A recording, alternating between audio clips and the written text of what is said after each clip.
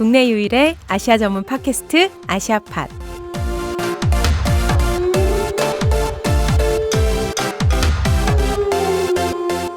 안녕하세요. 참여연대 국제연대위원회 신미지 간사입니다. 아시아 국가들을 조금 더 자세히 알아보는 아시아 TMI 라오스 2편입니다. 김영종 연세대학교 국제관계학과 교수님, 그 다음에 이호환 한국외국어대학교 베트남 인도네시아 학부 교수님 오늘도 나와주셨습니다. 감사합니다. 안녕하세요. 안녕하세요. 네, 안녕하세요. 네, 김영종 선생님 1부에서 라오스에 대해서 이호환 선생님께 말씀을 좀 들어봤는데요. 네. 선생님 전공하신 말레이시아와 뭔가 좀 다른 점, 닮은 점 이런 게 있을까요? 일단 라오스가 주는 그 느낌, 네. 그 편안함, 네. 그런 것들 굉장히 차이라고 생각이 들어요. 그리고 저도 뭐 라오스는 잘 모르고 한두 번밖에 가보진 않았지만 네. 그때 그 기억과 느낌이 굉장히 좋은 거였거든요. 예. 또 한편으로 이제 공통점 이런 것도 있을 수 있는데 네. 예, 공통점보다는 제 생각에는 그 라오스의 그 고유의 색깔, 특색 이런 것들이 더 많이 각인이 되어 있는 그런 것 같습니다. 말레이시아는 어쨌건 이슬람 국가고 예. 라오스는 불교 국가라서 예. 근데 많이 다르지는 않을 것 같기도 하거든요, 선생님. 그래요? 아니면 뭐가 뭐 사람 사는 데 어디나 똑같지 않냐 이러면 다른 건 없을 테고. 네네네. 근데 또 다른 것도 많죠. 저는 봤을 때 그 전반적인 사회 분위기라든가 네. 그 사람이 주는 그 뭐 느낌, 따뜻한 느낌 이런 것들은 굉장히 이방인이었음에도 불구하고 크게 좀 와닿았던 것 같고. 그리고 그 아침 새벽녘에 그 탁발 하시는 분들, 네. 그 모습을 봤거든요. 네. 근데 그 마을 그 분들이 이제 음식을 해서 그 자기 집 대문 앞에 이렇게 놓고 네. 이렇게 옆으로 이렇게 앉아서 이게 약간 무릎 이렇게 구부리고 이렇게 앉아가지고 있으면 이제 탁발 스님들이 이렇게 지나가시면서 이렇게 음식 이렇게 탁발하시는 그 모습 보면서 좀 그렇다. 독특한 광경이었다라는 생각도 들고. 하기야 그 이슬람 국가에는 그런 건 없겠네요. 네, 그렇죠? 그건 없죠. 또 다른 형태죠. 예. 네, 저도 갔을 때 약간 참여할 수 있었는데 너무 일찍 하셔가지고 저희 놓쳤어요. 아, 탁발이요? 네, 그 이호환 선생님 그 라오스의 역사를 저희가 1편에서 얘기를 들어봤는데요. 이 정치도 좀 많이 궁금하거든요. 네네. 라오스랑 맞닿아 있는 이 미얀마가 지금 군부 후대사 때문에 많이 혼란스러운 상황이잖아요. 희생자도 많이 발생을 했는데 라오스는 붙어 있는데 정치적으로 상황이 어때요? 네, 그러니까 라오스는 이제 정치적으로 굉장히 안정된 나라라고 이렇게 보시면 될 것 같아요. 네. 그러니까 이제 뭐 미얀마뿐 아니라 사실 이제 태국도 또 좀 보면은 쿠데타도 일어났다는 얘기 들으셨을 맞아요. 테고, 뭐 시위도 일어나고 이제 그런 반면에 라오스 같은 경우는 이제 전편에서도 말씀드린 것처럼 이제 일당 정부 체제를 가지고 있기 때문에 뭐 야당도 없고 그 다음에 이제 뭐 정부를 비판할 만한 어떤 언론사도 없고 또 시민단체도 없고 그러다 보니까 견제가 없죠. 그래서 이제 그 권력에 대한 어떤 그 도전이나 위험이 될 만한 요소들이 또 없고 그다음에 또 하나는 이제 사실 이제 그런 경우에 이제 내부 분열에 의해서 뭔가 또 문제가 생길 수도 있는데 여기는 이제 그 집단 지도 체제라고 그래가지고 한 사람한테 어떤 권력이 몰려 있는 게 아니라 이제 뭐 서기장이라고 하는 그 또 프레지던트라고 하죠 우리로는 그 분에 한 명이 계시고 그다음에 총리가 또 한 명이 있고 또 이제 무슨 뭐 국회의장이 한 명이 있고 이런 식으로 해서 이 세 사람이 비교적 권력을 이렇게 고르게 좀 분산시켜 놓은 부분이 있어요. 그러다 보니 이제 그 서로 이제 거기에서 팀워크가 그냥 이루어지고 있고 그래서 지금까지 뭐 5번, 6번 이렇게 정권 교체가 있었는데 한 번도 그것과 관련해서 어떤 분란이 일어나거나 뭐 군부가 뭐 반발해가지고 쿠데타가 일어났다거나 뭐 이런 적이 없는 상황이거든요. 그래서 전반적으로 그냥 고요하고 평안한 그런 정치 체제를 가지고 있다고 보시면 되겠습니다. 맞습니다. 라오스 사람들이 평안한 이유가 또 하나 있는 것 같네요, 선생님. 그게 그죠? 이제 보는 시각에 따라 다를 수가 있는데 사실은 지금 말씀하신 것처럼 뭐 그 미얀마 그 군부 시절에 떼인세인이라든가 지금 훌라잉이라든가 네. 보통 이제 독재 정권 했을 때 우리는 그 독재자의 그 이름도 알고 네. 각인이 되어 있죠. 맞아요. 그리고 또 그 독재 정권이 아니라 하더라도 보통 이제 특정인에게 권력이 집중화된 현상들이 되게 많잖아요. 네. 그러다 보면은 그 사람 그 특정 나라의 지도자들을 우리가 알고 있다는 거는 그 사람의 그 대표적 상징적 역할이 굉장히 상대적으로 크다는 거죠. 예. 근데 우리에게 알려져 뭐 라오스가 뭐 많이 안 알려져서 그런 것도 있지만 비슷한 사례가 또 베트남이 아닌가 싶기도 해요. 베트남 굉장히 친하죠. 많이 교류가 있지만 베트남 같은 경우도 이제 집단 지도 체제에 가깝기 때문에 네. 뭐 특정 뭐 권력인이 뭐 집권하고 있다. 그렇죠. 그런 그 상징적인 지도자의 이름을 우리가 기억하기가 쉽지가 않거든요. 네, 맞아요. 그런 의미에서 라오스 지금 말씀하신 것처럼 집단 지도 체제라고 하는 것은 또 한편으로 이제 권력에 대한 그 안정적인 기반 이런 것이 또 가능하게 하는 한 요인이 아닌가 이렇게 생각이 들어요.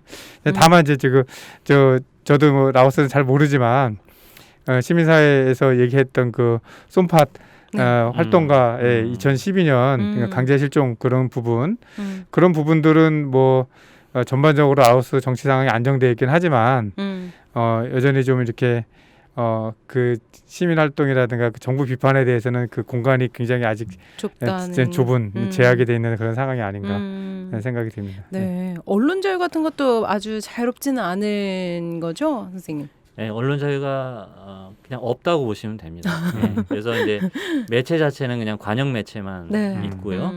그래서 당연히 관영 매체는 정부의 이제 어떻게 보면 광고, 정부를 홍보하는 그런 기사들만 올라오게 되고 또 모든 기사들에 대해서는 다 검열이 이루어집니다.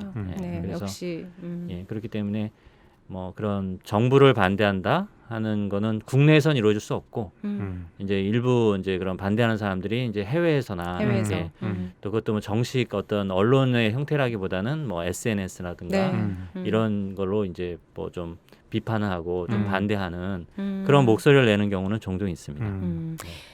시민들의 정치에 대한 관심은 좀 많아요, 선생님? 글쎄요, 이게 정치에 대한 관심을 뭘로 우리가 좀 봐야 될지 좀 평가하기에 따라 달라질 수 있다고 생각하는데 예를 들면은 이제 뭐 투표율 이런 걸로 보면은 이게 90%가 넘거든요. 90%가 넘으니까 그러니까 이거는 이제 당연히 굉장히 그 정치에 대한 관심이 높다라고 말씀을 드릴 수가 있지만 근데 이제 우리처럼 뭐 여당이 있고 야당이 있고 이런 게 아니라 맞아요. 그냥 공산당 후보가 나오거나 또 이제 무소속이 있긴 해요. 하지만 그 무소속도 그 정부를 반대하는 사람이 아니라 친정부적인 인사인데 그냥 무소속으로 나오는 거니까 정부를 견제한다는 건 거의 그 의미가 없는 거거든요. 그래서 그러니까 누가 돼도 그냥 뭐 크게 어떤 영향을 주지 않는 상황이잖아요. 그래서 투표율은 높지만은 그냥 그 정치적으로 뭔가 이렇게 돌아가는 거에 대해서 굉장히 민감하거나 뭐 예민하거나 뭐 거기에 대한 거는 좀 상대적인 관심도는 또 그렇게 높다고 이렇게 말씀드리기는 어렵습니다.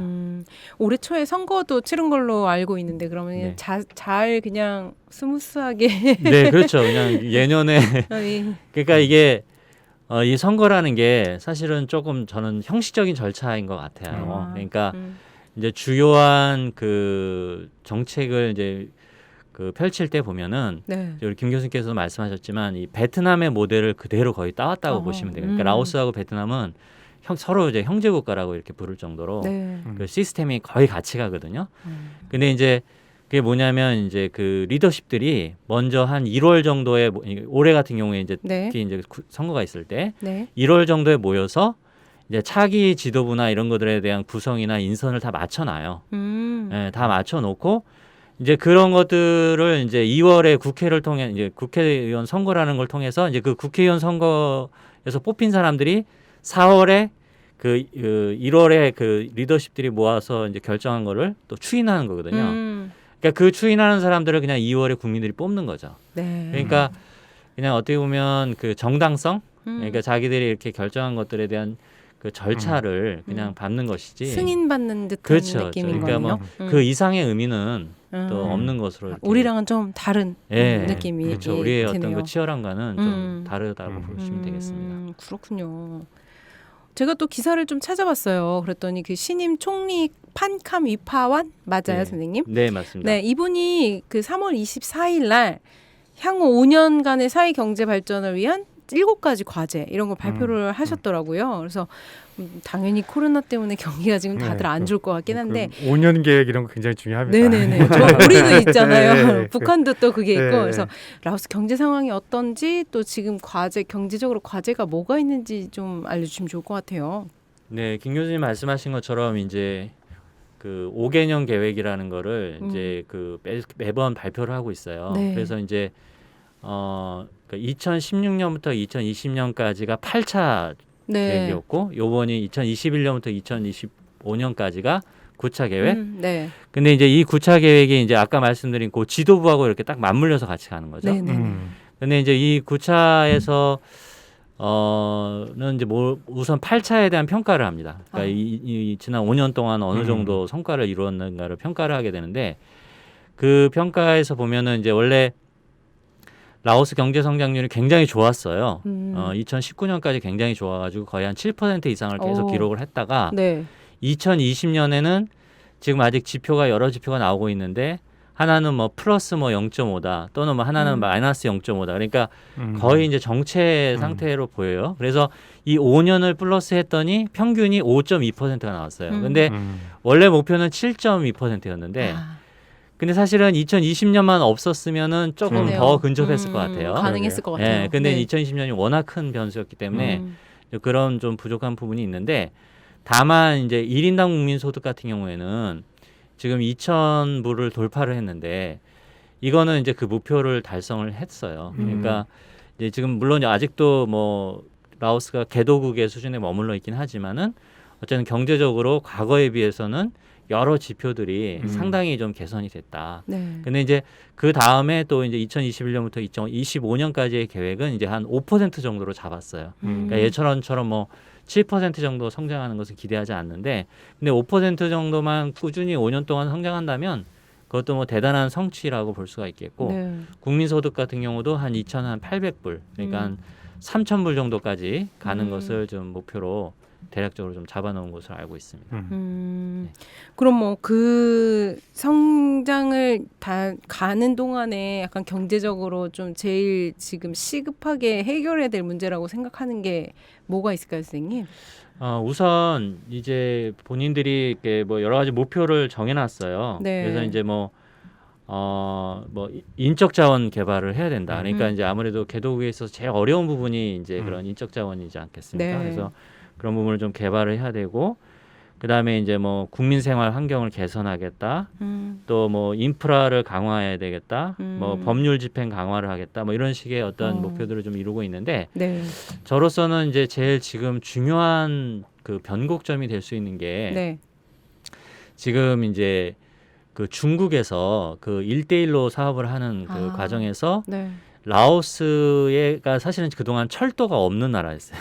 기차가 없는 나라입니다. 어. 유일하게 이제 있는 거는 비엔티엔에서 그 태국 국경까지 한 3km? 네. 그리고 아주 짤막한 거기 때문에 거의 없다고 봐야 되는데, 이제 중국이 여기에 엄청난 규모의 투자를 하면서 중국의 쿤밍부터 비엔티안까지 한 시속 150에서 200km 정도의 철도를 놓고 있어요. 근데 이게 2021년 12월 말 정도 준공이 예정돼 있습니다. 원래는 더 빠른데 네. 이제 뭐 코로나 이런 것 때문에 조금 연기가 돼가지고, 그래도 이제 올해 말 정도에는 완공이 될 거로 이제 생각이 드는데, 네. 이게 이제 왜 중요하냐면은 그 동안에는 이 라오스가 내륙 국가였기 때문에 랜드록이라고 얘기를 했어요. 그러니까 대륙에 뭔가 좀 갇혀 있는 그렇죠. 그렇죠. 네. 그래서 뭔가 굉장히 불리한, 이 지정학적으로 굉장히 불리한 국가로 투자 유치에도 굉장히 불리한 실제로 불리한 부분이 네. 있으니까. 그런데 이제 이렇게 그 중국 쿤밍부터 비엔티안까지 이렇게 뚫리게 되면은 네. 이제 어떻게 이름이 이제 도약을 하고 싶어 하냐면 라오스는 랜드 링크라고 해요. 그러니까 내륙을 연계하는 국가가 되겠다. 근데 사실 그것도 맞는 것이 말 그대로 5개국하고 지금 협경을 하고 있단 말이에요. 그렇죠. 그래서 인프라만 건설이 되면은 네. 앞으로 모든 육로는 다 이 라오스를 통해야 되는 거예요. 그렇죠? 예를 들면 뭐 미얀마에서 베트남으로 갈 때도 그렇죠. 라오스 통과해야 되고 중국에서 태국으로 올 때도 그렇고 전부 다 이 뭐 동서남북으로 네, 다 라오스를 네. 통하지 않으면 안 되거든요. 맞아요. 그래서 이 인프라가 건설이 되면 저는 이 라오스가 굉장한 그 도약을 하지 않을까. 특별히 이제 그 노선을 중심으로 여러 물류라든지 유통이라든지 이런 기반들이 또 만들어질 수 있고 또 현재까지는 여전히 그쪽 지역이 토지 가격이라든가 또 인건비라든가 이런 저렴함들을 강점으로 갖고 있기 때문에 이것이 어떤 변화를 가져올까 네, 그것이 제 관심 대상이기도 하고 또 저 연구의 대상이기도 합니다. 그러네요. 예. 그렇군요. 맞아요. 그 도로 인프라 그런 건 굉장히 좋지 않았지만 그 라오스 비엔티엔 갔을 때 그 터미널에서 국제 터미널이구나 버스가 있는데 이제 그 다른 나라로 가는 버스들이죠. 네네네. 네, 우리로서는 굉장히 시골 그 버스 터미널 같은. 우리는 뭐 예. 광주 어디 가는 버스 있어야 예, 되는데. 근데 거기는 말씀대로 태국 보니까 예, 이런데. 그걸 다 연결할 수 있는 그런 유충적 질이 있는 것 같고. 그게 만약에 싱가포르까지든 다른 지역까지 다 연결이 된다면은 말 그대로 그 육지의 대륙의 섬에서 그 연결할 수 있는 그 굉장히 큰 변화가 있을 것 같다는 생각이 듭니다. 근데 그렇게 되면 선생님 지금도 태국 경제에 굉장히 의존을 하는 게 큰데 그러면 이제 중국에 대한 의존도 되게 커지는 거 같지 않아요?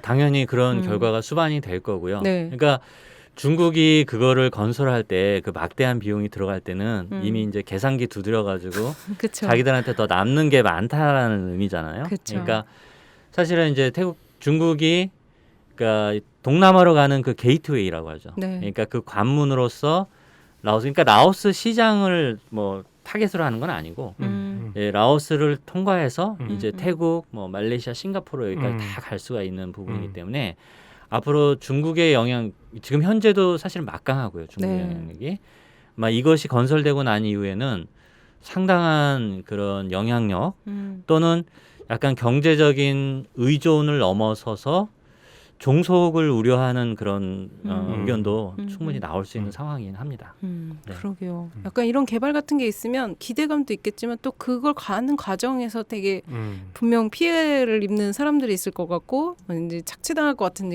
그런 걱정이 들긴 들어요. 그렇죠. 선생님. 예, 그리고 그 대규모 인프라 뭐 건설 이런 것들 보면은 네. 그것들이 이제 부채 문제 이런 것들 맞아요. 가능성이 있을 수 있고 또 그 과정에서 이제 환경 파괴라든가 맞아요. 원주민들 쫓겨나는 거 우리 이제 라오스 땡 그 네. 붕괴 사고도 봤듯이 네. 예, 특히 이제 메콩 유역에서 그 벌어질 수 있는 그 이해관계 충돌이라든가 이런 것들도 굉장히 큰 문제가 아닐까 생각이 듭니다. 네, 맞습니다. 참 그런 걱정이 드는 과정에서 아까 말씀드렸던 그 3월 24일 날 그런 경제 발전 발표를 했는데 그날 또 김정은 북한 국무위원장이 쿠바, 베트남, 라오스 정상들에게 이제 구두 친서를 보내서 협력 강화 의지를 전했다고 들었거든요. 그래서 네. 아마 사회주의 국가이기 때문에 아무래도 라오스나 북한은 조금 더 친밀할 것 같긴 한데 요 라오스와 남북한의 관계는 어떤지도 선생님 좀 약간 설명해 주시면 좋을 것 같아요. 네. 그러니까 사실 이제 라오스, 북한, 그다음에 중국, 베트남 네. 이렇게 4개의 국가가 뭐 이제 쿠바도 포함한다면은 그 사실 이제 지구상에 사회주의라는 이름을 갖고 남겨져 있는 이제 극소수의 국가인 거죠. 네. 그러니까 북한 입장에서는 사실은 외교적으로 굉장히 고립이 돼 있는 상태라고 보시면 되잖아요. 네. 그러니까 이 소셜리스트 이 그룹이 자기들한테는 굉장한 또 여전한 자산이라고 보시면 되겠고 그래서 이제 북한에도 대사관이 그 비엔티안에도 이제 북한 대사관이 있고 그런데 사실은 이제 그래도 워낙 국력이 네. 또 이제 남북한이 큰 차이가 나다 보니까 네.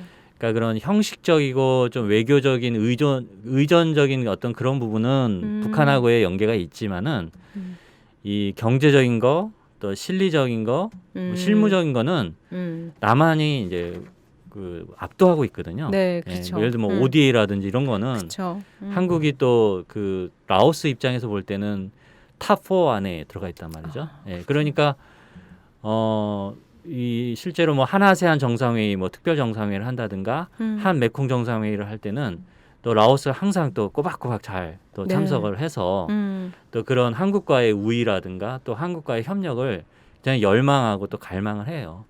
그리고 저도 이제 그 현장에서 이제 있을 동안에 느꼈던 건 뭐였냐면 북한에 대한 그 특히 이 리더십들은 모르겠는데 그냥 일반적인 그 라오스 국민들에게 가지고 있는 정서는 북한에 대한 존재감이 거의 없다고 저는 느껴졌어요. 그러니까 뭐 북한 문화, 뭐 북한의 언어, 뭐 이런 거는 전혀 모르고 하지만 뭐 한국의 언어, 한국의 노래, 뭐 한국의 드라마, 그렇죠. 예, 이거 뭐 저보다 더 잘 알고 있는 그쵸, 경우들 그쵸. 많으니까 그렇기 때문에 이제 이 겉으로 이렇게 외교적인 것으로 이렇게 나오는 것과 실제적인 거는 어마어마한 격차가 있다. 예, 그래서 남한이 그냥 압도적인 상황이다. 네. 이렇게 말씀을 드릴 수 있을 것 같아요. 사회주의 약간 동맹으로서는 이렇게 네, 약간 네. 있을 수 있지만 예. 약간 교류나 이런 부분에서 남한이 훨씬 더 이제 그렇다는 말씀이신 거죠? 네, 그렇습니다. 네. 그래서 김영준 선생님 말씀은 아까 약간 말씀해 주셨던 그 라오스댐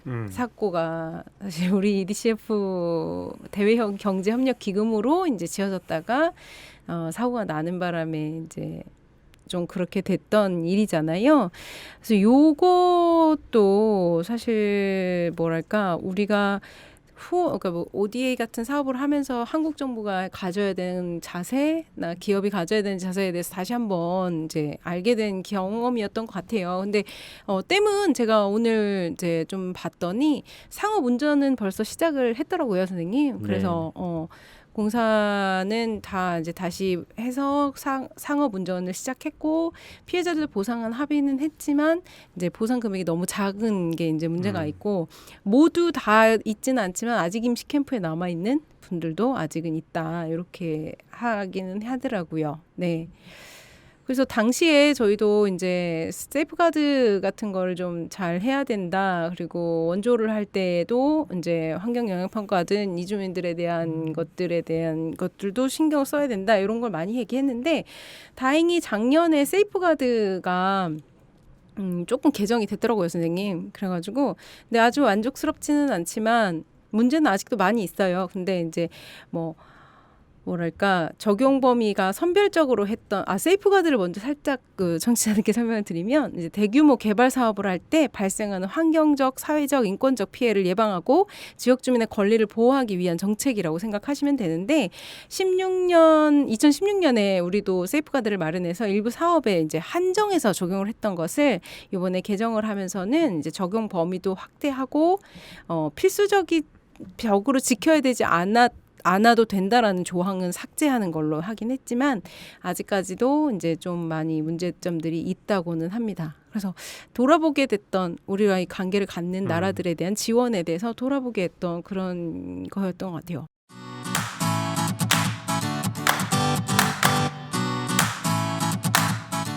참여연대가 제작하는 책 이야기 팟캐스트 책사이다와 국내 유일의 아시아 전문 팟캐스트 아시아팟 매주 목요일에 번갈아 찾아갑니다.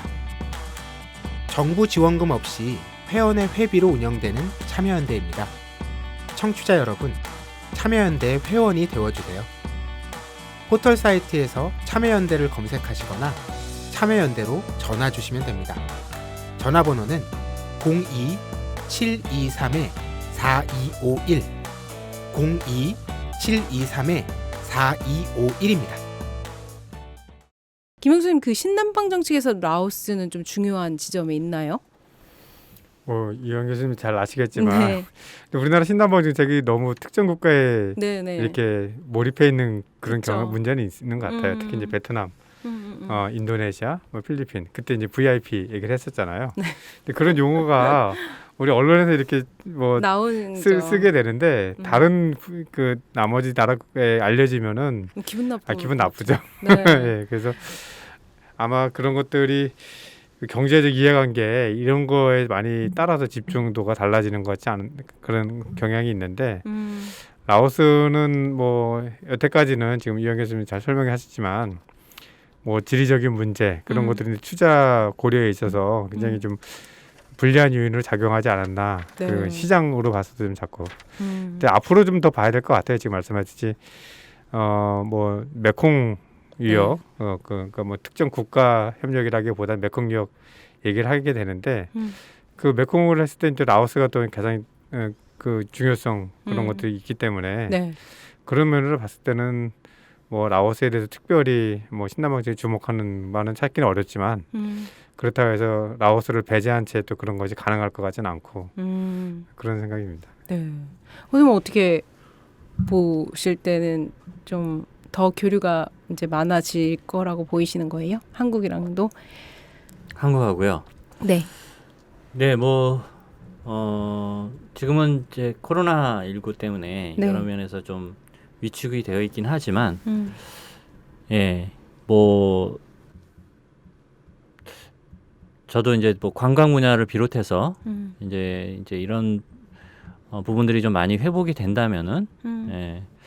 사실은 이제 기업 투자나 이런 부분은 저도 이렇게 쭉 통계를 찾아보니까 코로나가 아니었어도 조금 감소를 하는 추세였더라고요. 그러니까 이제 그 말씀해 주신 대로 그 시장으로서는 사실 그 자체의 매력은 분명히 없는 것 같아요. 그러니까 인구도 좀 인구가 작고, 너무 작아서 그렇구나. 예, 그리고 또 이제 국민소득도 낮다 보니까 이제 그 시장 자체가 크다고 볼 수는 없는데 김 교수님께서 말씀해 주신 대로 이제 이게 메콩이라고 하는 권역으로 또 생각을 해야 되고 또 이제 지금 현재 그렇게 인프라가 또 계속 구축이 되고 있잖아요. 또 이제 아세안 공동체라는 걸 통해서 또 관세도 계속 이제 그런 장벽도 낮아지고 있는 상황이고 그래서 그런 그 지역적인 그러니까 국가적인 수준보다는 이 지역 차원에서의 그런 수준으로 이제 바라봐야 되는 그런 때가 아닌가 네. 이렇게 생각이 좀 듭니다. 네. 아까도 선생님 잠깐 설명해 주셨지만 중국이랑이나 태국 관계 이렇게도 있잖아요. 근데 나머지 국가들하고도 지금 다 맞대 가지고 있는 상태라서 외교 같은 걸 굉장히 신경 쓸 것 같은데 어떨까요? 어때요? 그래서 참 이게 아이러니한 게 네. 이게 이 라오스가 되게 약소국이잖아요. 네. 사실 그 안에서도 제일 약하거든요. 이 주변 국가에서도. 네. 그런데 제가 아이러니라고 말씀을 드린 게 너무 많은 국가들이 라오스를 외교적으로 같은 편을 만들기 위해서 굉장히 노력을 해요. 그러니까 이게 역으로 말씀을 드리면 그 중앙에 있기 때문에 네. 라오스가 누구 편을 드느냐에 따라서 그 어떤 역학관계가 바뀌는 거예요. 아하. 그러니까 네. 베트남 편을 드느냐, 중국 편을 드느냐, 태국 편을 드느냐에 따라서 그 나라가 갑자기 유리해지는 거죠. 그래서 예를 들면 이제 뭐 이렇게 라오스에서 뭐 새로운 신임 그 뭐 총리가 또 뭐 서기장이 선출이 됐다. 네. 그러면 막 중국 뭐 이런 데서 뭐 왕이 무장급 이런 사람들이 옵니다. 와가지고 우리 앞으로 우리랑 좀 잘해보자. 사실 우리가 볼 때는 오히려 라오스가 막 중국한테 매달려야 될 것 같은데 중국에서 먼저 와가지고 앞으로 좀 잘해봅시다. 막 이렇게 하고 베트남도 와가지고 잘해. 왜냐하면 또 베트남 입장에서 이게 또 중국 쪽으로 넘어가면 안 되잖아요. 네. 그러니까 베트남 야 왜 우리는 형제 아니냐. 그래서 또 잘해보자 이렇게 하는 거고. 태국은 또 태국대로 또 경제적으로 이제 많은 또 지분을 또 갖고 있기 때문에 네. 또 라오스에 대해서 아주 또 적극적으로 나가간단 말이죠. 그래서 참 그 주도적이어야 되는 그런 나라인데 제가 볼 때 라오스가 오히려 그 주변 국가들이 이 라오스에 대해서 아주 적극적인 러브콜을 하고 있고 심지어는 뭐 일본 또 미국도 막 라오스에 막 그렇게 이렇게 하기 때문에 예, 의외로 또 신기한. 네, 외교적으로는 네. 상당히 인기가 있는 그런 국가 이렇게 말씀을 드리고 싶어요. 약간 그런 거 있잖아요. 개발할 때 노른자위 같은 땅에 있는 네. 알바끼 해가지고. 이놈의 인기 뭐 이런 그런 기분이네요. 네. 그런 면도 있네요. 네. 뭐 선생님 말씀해주신 대로 이런 위치적, 뭐 정치적, 경제적, 뭐 이런 문제들도 있는데 이거 말고는 이제 사회적으로 선생님 도전 과제 같은 것들이 좀 많이 있을까요? 이 라오스 사회에. 많죠. 네. 예. 아무래도 이제 그 최빈국의 그런 상황이고 이제 경제 지표를 떠나서 이제 사회적인 또 뭐 보건이라든지 이런 지표들을 보면은 여전히 아주 최하위에 이제 머물러 있거든요. 네. 그래서 이제 사실 이제 코로나19 상황도 그 동안에는 라오스가 꽤 선방을 했다가 네, 청정국이었잖아요. 예, 거의 청정국이라고 이제 표현할 정도로 굉장히 선방을 했는데 최근에 이제 막 네. 막 수십 명씩 쏟았는데 뭐 그게 다른 나라가 볼 때는 뭐 저 정도 가지고 뭐 하겠지만 이게 이제 라오스에서 심각한 이유가 그렇게 됐을 때 이제 이 확진자들에 대한 그 적절한 그 치료 또 이런 대응 이런 게 좀 있어야 되는데 그게 사실 불가능하단 말이죠. 네. 예, 그런 것도 좀 어렵고 그래서 이 특히 이렇게 팬데믹들이 이제 발생했을 때 또는 어떤 위기가 발생을 했을 때 그것을 대응할 수 있는 능력이 너무 취약하다. 근데 그게 또 하루아침에 그 능력이 생기는 건 아니기 그쵸. 때문에 그것이 상당한 시간이 좀 소요돼야 되는 그런 부분이고 그래서 저는 뭐 제 입장에서는 한국이 오히려 네. 이런 상황들을 좀 잘 살려서 네. 우리가 그냥 보건 OD라든가 이런 의료 협력들을 강화해 나간다면 라오스가 굉장히 고마워하지 않을까 그런 좀 생각이 들고 네. 또 한 가지는 이제 그 제가 정치적으로 안정이 되었다는 것이 네. 굉장히 강점이지만 우리가 조금 더 이면을 보면은 이제 고인물이 썩는다고 얘기를 하는데 네. 사실 부패 문제가 상당히 심각하다. 그러니까 음. 이제 견제가 없으니까 그쵸. 견제가 없잖아요. 그러니까 이제 그냥 뭐 이 국책 사업이라는 게 보면 라오스에서 굉장히 규모가 커요. 네. 예.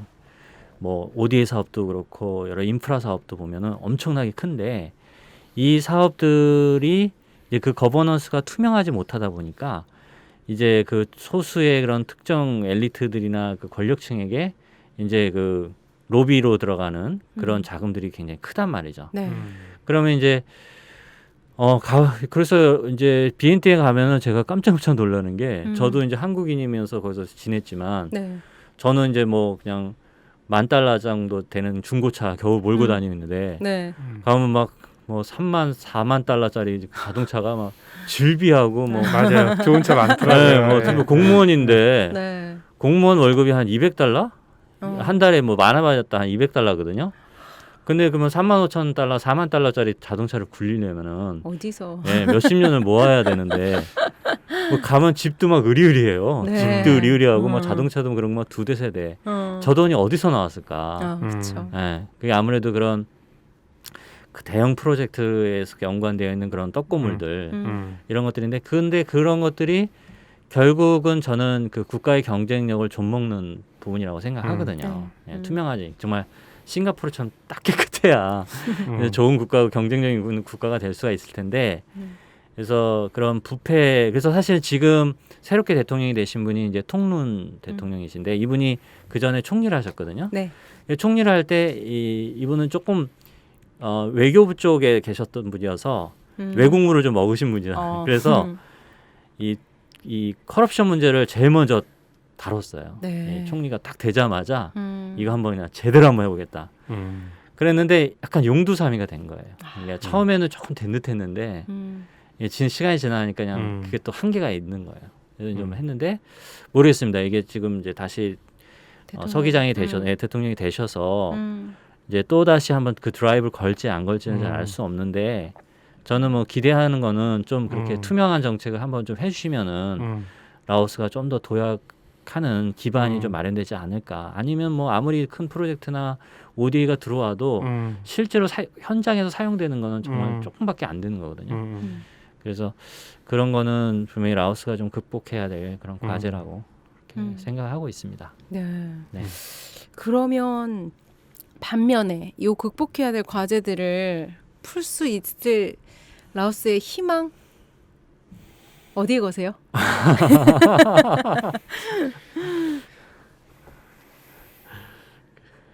글쎄요, 참 그거는 어쨌든 그거는 저같이 외부에서 바라보는 네. 것보다는 결국은 이제 그 국가가 스스로 네.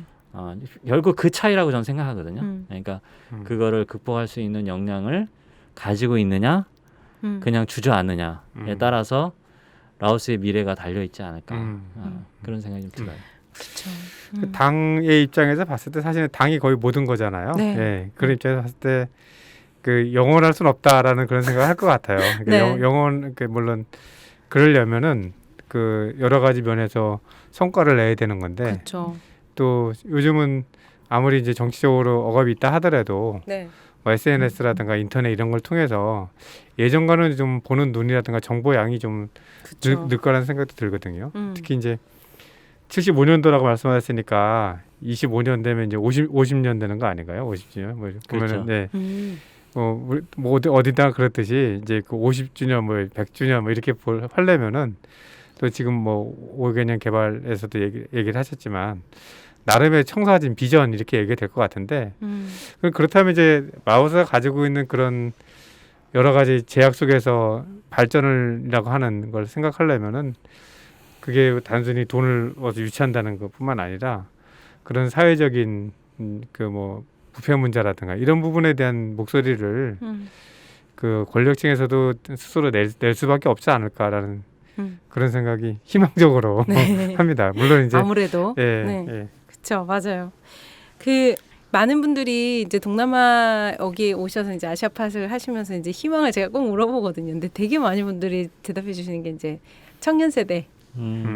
그리고 이제 달라진 정치적으로 이제 예전 세대와는 달리 새로운 변화를 추구하는 그들의 어떤 새로운 트렌드 뭐 그런 것들을 많이 보시는데 라오스도 그렇게 좀 그 나이 어린 청년들의 그 세대들이 좀 움직임 같은 게 새롭게 보이시거나 이런 게 또 있을까요? 그래서 저는 이제 이게 참 동전의 양면인 것 같은 게 그러니까 이제 라오스 분들이 굉장히 온순하고 착하다고 말씀을 드렸잖아요. 네. 그러니까 사실 이제 정치적으로도 보면은 근데 이제 좀 순응하고 그냥 받아들이는 그런 성향들이 굉장히 기질적으로 강한 것 같아요. 네. 그러니까 데모하는 걸 제가 본 적이 없으니까 네. 뭐 나가서 뭐 물론 이제 엄격한 그 체제 자체도 그렇죠. 그런 걸 용납을 안 하는 것도 있지만 제가 볼 때 그냥 천성적으로 그 이제 한국 같은 경우는 뭔가 좀 치열하게 막 갖다 막 들이박는 뭐 이런 것도 있고 또 예를 들어서 뭐 태국이라든가 미얀마라든가 인도네시아만 해도 뭔가 이렇게 분연이 일어나서 어떤 부당함을 이제 맞아요. 그 항거하는 그런 모습이 있는데 제가 볼 때는 라오스에 과연 그런 일이 생길 수 있을까? 그냥 라오스 국민들의 그 정서를 보면 그냥 뽀뺀 양 아까 말씀드린 것처럼 아니 뭐 잘못한 것도 알고 있고 부패한 것도 알고 있고 뭔가 문제가 있는 것도 알고 있지만 그냥 그냥 감내하는 그냥 어쩔 수 없는 거 아니냐? 뭐 내가 뭐 이렇게 한다고 해서 뭔가 좀 바뀌겠나?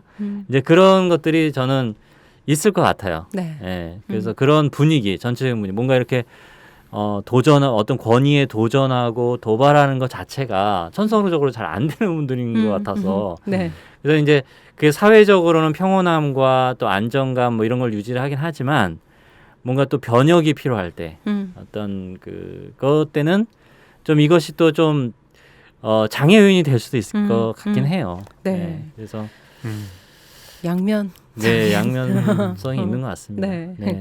그러네요, 선생님. 네, 뭐 여러 가지들을 얘기를 많이 해주셔서 라오스라는 나라에 대해서 참 다각적으로 볼 수 있었던 시간인 것 같은데요. 지금 중요한 얘기가 또 남았어요, 선생님. 지금 당장은 못 가지만, 선생님. 좀 알 것 같아요. 코로나 팬데믹 끝나면 우리 가야 되지 않습니까? 이 라오스에 가야 된다. 그러면 꼭 먹어라, 꼭 가봐라 하는 곳을 좀 추천해 주셔야 됩니다, 선생님. 네. 먹는 거는 사실 옆에 베트남 음식이나 태국 음식이 너무 강렬해가지고 저 그 생각했어요. 네, 그리고 사실 라오스가 또 그 영향을 많이 받았어요. 비슷비슷한 음식들이 많은 것 같아요. 비슷한 음식이 그래서 제가 이 질문을 받았을 때 뭘 야에 라오스만은 뭐가 있을까 생각했는데 많지는 않고요. 그냥 이제 그냥 제가 이렇게 먹었을 때 좀 그냥 맛있었던 거 그냥 2가지 정도인데. 하나는 이제 까오삐약이라고 있어요. 그러니까 저 들어봤어요. 까오삐약? 들어보셨어요? 국수. 네, 맞아요. 근데 사실은 이게 제가 먹었거든요. 아는 분들은 또 되게 유명해요. 그러니까 그 루앙프라방에 그 유명한 까오삐약 집이 있는데 그 집이 아주 부자가 됐어요. 그 집이 왜 부자가 됐냐면 그 누가 뭐 그 여행 책자에다가 이제 라오스를 소개하는 여행 책자에다가 맛집으로 그걸 넣어놨나 봐요. 그래서 한국에 오신 그 관광객들이 오시면 의뢰이 다 거기 간 거예요. 관광버스가 서 있고만 그래가지고 거기 가면은 그 메뉴판이 이렇게 한국어로 돼 있어요. 한국어로. 네. 한국 돈도 받고 있는 거 아닌가요? 그래서 가서 저도 가끔 먹으면 주변에 한 80%가 한국 한국 분들이에요. 사람이죠. 네. 네, 근데 맞아요. 맛있어요, 진짜. 맛있긴 맛있더라고요. 까오비약이요. 네, 까오비약. 그러니까 비빔인가요? 그러니까 아니요. 그냥 국수인데 국수. 우리가 포가 이제 그 쌀국수지 않습니까? 네. 그러니까 좀 얇은데 요거는 칼국수처럼 약간 면발이 조금 맞아요. 굵어요. 조금 두꺼웠어요. 네, 선생님. 두꺼운 약간 좀 약간 감칠 뭐랄까 그런 맛이 나서 그거는 이제 좀 포하고는 좀 다른 매력이니까 네. 그래서 그거를 좀 추천을 드리고 싶고 그다음에 이제 땀마콩이라고 하는 게 있는데 네. 이게 이제 파파야 샐러드거든요.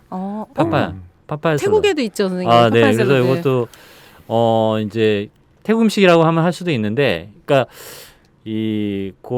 약간 매콤한 맛을 좀 주는데 왜 한국도 이제 김치 그러면 좀 맵지만 외국인분들이 잘 드시잖아요. 김치 네. 좋아하시는 분들 많이 좋아하시는데 저도 처음 먹었을 때 좀 강렬한데 그랬는데 또 먹다 보면은 여기 막 땡길 때도 있고 그러니까 뭔가 그런 매력이 있더라고요. 근데 이제 한 가지 주의하셔야 될 것은 거기 이제 양념 소스 같은 게 많이 들어가는데 저도 그냥 거기 오리지널 소스 한번 먹었다가 막 입도 막 부르트고 너무 매워서요, 선생님? 그러니까 맵기도 하고 굉장히 자극적인 것 같아요. 그래서 좀 한국 분들한테는 약간 이제 조금 그거 빼달라고 그렇게 좀 약간 심플한 걸로 하시면 함부로 덤비지 말아요. 그 매운 걸 굉장히 좋아하시는 분은 도전하실 수는 있는데 혹시라도 이제 여러분 조금 안전하게 안전하게 드시려면은 네. 그리고 이제 워낙 이제 외국인 관광객들이 오기 때문에 그쵸. 또 거기 입맛에 맞게 또 만들어주기도 하거든요. 그래서 그러면 그건 되게 맛있었던 것 같아요. 네. 제가 그때 라오스 갔을 때가 이제 꽃보다 청춘에서 칠봉이가 왔다 간 집이라고 써 있어요. 가면 신닷 선생님 신닷도 삼겹살, 네네. 삼겹살을 판이 이렇게 동그란 판에다 삼겹살을 굽고 아래는 육수를 깔아요. 그래서 삼겹살 기름이 내려가면서 그 육수에 배어요. 그래서 샤브샤브처럼도 먹는 거예요. 맞아요. 그것도 유명해요. 네. 신닷. 그거 갔더니 90%가 한국 사람이 앉아 있더라고요. 그래가지고 근데 먹었는데 너무 맛있었어요. 그래서 그것도 좀 좋았다. 네. 신닷도 있네요. 그러고 보니까. 근데 그게 선생님 누가 그러더라고요. 어디서 방송에선가 봤던 것 같은데 군모에서 구워 먹던 뭐 그런 게 있었다. 뭐 이런 무슨 희한한 이야기도 있긴 있었어요. 철모에서 먹던 그걸 그거는 했다. 저는 잘 모르겠어요. 저도 그게 진짜인지 어쩐지 모르겠더라고요. 말해준 사람도 자기 사실 진짜인지 모르겠다고 얘기했었어요. 네, 그러면 꼭 가봐야 될 곳. 가봐야 될 곳이요? 네. 일단 뭐 유명한 곳이 방비행인데 네, 맞아요. 예, 방비행 추천드리고 싶어요. 네. 그러니까 이제 이게 소계림이라고 하죠. 계림이 굉장히 아름다운 중국에. 예, 근데 이제 소계림. 그래서 거기가 이렇게 산이라든지 강이 이제 송강이었나요? 이름이 송강인 것 같은데 이게 딱 한 가슴 높이 정도 되는 그 강이어서 뭐 수영을 하든 또는 이렇게 저걸 고무 뭐죠? 그런 걸 튜브 같은 거 타시거나 카약을 타셔도 안전하네요. 아무 부담이 없는 게 깊이가 이제 돼 있어서 그리고 이렇게 주변을 보면 정말 이런 데가 있나 싶을 정도로 굉장히 맞아요. 아름다운 것 같습니다. 근데 다만 이제 너무 유명해져서 이제 과거에 호젓함은 없고 아주 안양유원지라니까요. 빠글빠글한 뭐 그런 건 있죠. 그런 것도 있지만 그래도 한 번쯤은 들려볼 만한 곳이고. 그다음에 이제 루앙프라방 제가 있던 루앙프라방은 이제 유네스코 문화유산이어서 너무 아름답더라고요, 선생님. 네, 95년에 이제 지정이 됐는데 문화유산이기 때문에 3층 이상의 건물을 지을 수가 없어요. 맞아. 그러니까 다 낮은 고즈넉한 그런 건물들로 구성이 돼 있어서 그 부분도 굉장히 좀 아름답고 거기 이제 그 폭포도 상당히 좀 아름답고요. 그래서 거기도 하고 그다음에 이제 남부 지방에 이제 그 빡세라는 데가 있는데 거기에 이제 가시면은 왓프라고 하는 사원이 있어요. 여기도 이제 유네스코 문화유산으로 지정이 됐는데 여기가 그 앙코르와트보다 한 100년 전에 만들어졌거든요. 그래서 이제 그 전신이라고 할 수 있죠. 근데 규모는 물론 앙코르부터 좀 작습니다만은 그래도 거기에 뭔가 그 과거에 그런 여러 유적들도 좀 볼 수 있고, 그다음에 거기 이제 콤파팽 폭포도 멋있고, 그다음에 거기 이제 시판돈이라고 해서 이제 시판이라는 것은 사천이라는 뜻이고, 도는 이제 섬이거든요. 네. 그러니까 4,000개 섬으로 그러니까 이제 이 메콩강이 하류로 가면서 막 갈라치면서 예, 군데군데 섬이 만들어졌어요. 와. 그래서 섬이 무려 4,000개가 있는데 그 각각 섬에 보면은 이제 막 그 호텔도 있고 뭐 리조트도 있고 막 그래요. 그런데 거기 배 타고 이렇게 들어가셔서 가시면 진짜 뭐 이렇게 예, 낙원에 와 있는 듯한 그런 또 호젓함, 조용함, 그런 느낌 저도 이제 많이 받아가지고 네. 대표적으로는 그렇게 한 3군데 정도 네. 소개를 해드릴게요. 강위에 있는 섬 같은 거네요. 예, 예, 선생님? 강위에 딱 섬이 있는데 되게 예쁘고 네. 예, 아주 관광객도 또 많죠. 네. 근데 한국 분들은 잘 걸로는 그때는 안 없었는데 가시는. 한국 분들은 많지 않았는데 일단 멀리 가면 또 잘 안 가세요. 네. 그래서 이제 외국인들이 근데 많이 오시더라고요. 네. 네. 아, 네. 진짜 그러겠네요. 네. 선생님. 꼭 가봐야겠네요. 한번 가보시면 합니다. 네. 네. 다음에는 기대하네. 글로 가봐야겠어요. 선생님. 예, 만약에 중부 북부로 가셨다면 네. 남부도 한번 남부로, 가보시는 네. 것도 괜찮아요. 네. 네. 아, 너무 좋네요, 선생님. 여러 가지 정말 잘 듣기 어려운 검색해도 라오스는 기사가 또 별로 없어요, 선생님. 아, 그래가지고 그런가요? 네. 이 라오스 선거했다는데 어떻게 됐는지 좀 자세히 설명 좀 해줬으면 좋겠는데 설명이 제대로 나온 것도 없고 외신을 오히려 보든지 해야 돼. 북한 언론에서는 라오스를 많이 아, 다뤄요. 그랬을 수도 있어요. 진짜로. 네. 우리가 노동신문을 보면 나올 수 있는데. 노동신문을 네. 통해서 이건 라오스에 소식을 어떻게 좀 접해야 됐다. 아, 그건 그래요? 가능한 그건 것 저도 같아요. 몰랐네요. 그럴 수 있는데 그런 게 좀 아쉬웠는데 여행 갔다 오고 나서도 라오스 정보 찾기가 어려워서 근데 오늘 많이 얘기해 주시니까 그때 여행도 다시 생각나고 네. 꼭 다시 한번 가봐야겠다 이런 생각이 들기도 합니다. 네. 쌤 너무 잘 소개해 주셔서 감사한데요. 아시아파 첫 출연하신 소감과 이 청취자들께 마지막으로 혹시 오늘 준비하셨는데 다 하지 못하신 말씀 있으시면 아, 네. 네. 뭐 아니요. 어쨌든 이렇게 또 아시아팟 초대해 주셔가지고 또 라오스를 소개할 시간을 갖게 돼서 저도 굉장히 감사하게 생각하고요.